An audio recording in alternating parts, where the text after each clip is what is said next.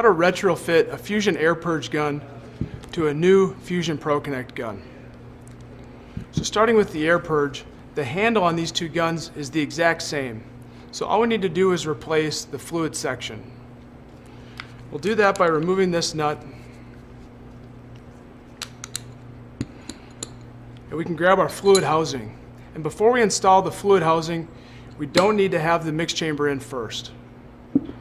So we'll take our fluid housing and spin it onto the handle.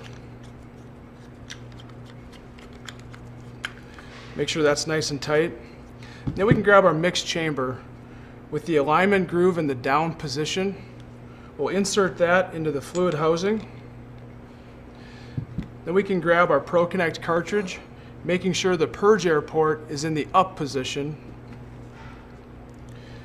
We'll put that onto the mix chamber.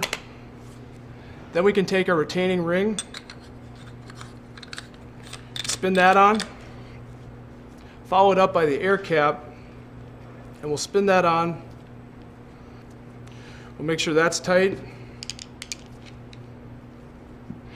And now your Fusion Air Purge gun is fully converted into a Fusion ProConnect gun.